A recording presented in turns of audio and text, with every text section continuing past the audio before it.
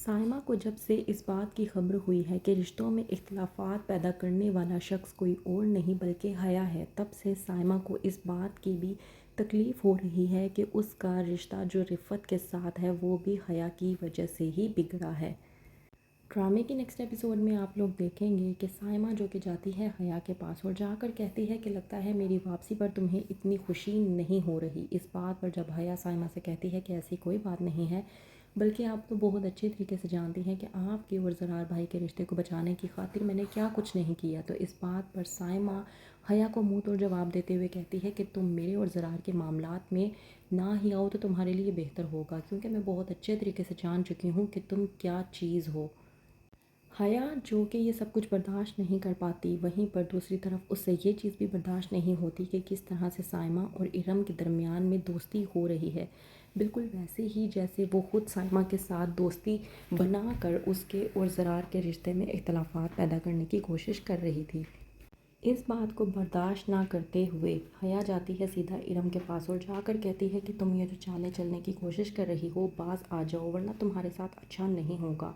یاد رکھو کہ اس لڑکے کا نمبر اب بھی میرے پاس ہے، میں چاہوں تو ابھی اسے اس گھر میں بلوا کر تمہیں ذلیل کروا سکتی ہوں۔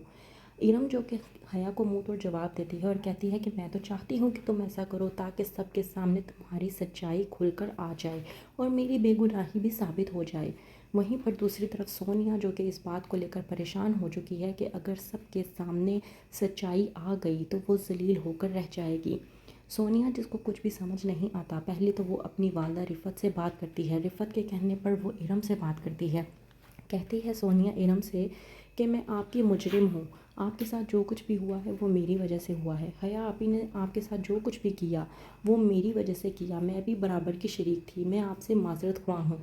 میں آپ سے صرف اتنا کہنا چاہتی ہوں کہ آپ حیا آپی کے خلاف یا میرے خلاف کوئی بھی قدم اٹھائیں گی یا کوئی بھی ایسا کام کرنے کی کوشش کریں گی تو پہلے مجھے ضرور بتا دیجیے گا۔ ارم جو کہ سونیا کو سمجھاتی ہے کہ تم معصوم ہو، تمہیں رونے کی ضرورت نہیں ہے، تمہیں پریشان نہیں ہونا چاہیے، میں تمہارے ساتھ ہوں اور میں تمہیں کبھی بھی ذلیل نہیں ہونے دوں گی۔ وہیں پر رفت سوچتی ہے کہ کسی نہ کسی طرح سے تمام تر معاملات امی جان کے سامنے آنے چاہئیں تاکہ امی جان کے سامنے حیا کا اصل چہرہ آ سکے اور انہیں بھی معلوم ہو سکے کہ جب سے مبارک منزل میں حیا آئی ہے اس نے مبارک منزل کے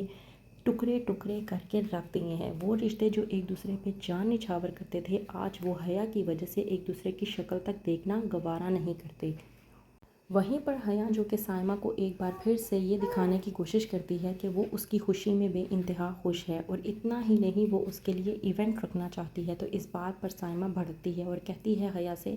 کہ اپنی یہ دکھاوے والی حرکتیں کرنا بند کر دو، میں بہت اچھے طریقے سے جانتی ہوں کہ تمہیں میری خوشی میں کتنی خوشی ہو رہی ہے، اور رہی بات ایونٹ کی تو ایونٹ تو تم زرار کی دوسری شادی کا بھی کرنا چاہتی تھی، اس ایونٹ کا کیا ہوا؟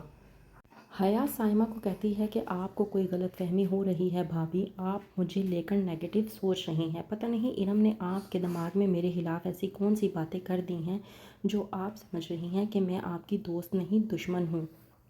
تو کیا کرے گی سائمہ، کس طرح سے جواب دے گی حیا کو اور کس طرح سے اپنا رشتہ ٹھیک کرے گی رفت کے ساتھ؟ جاننے کے لیے دیکھتے رہیے ڈرامہ سیریل حیا۔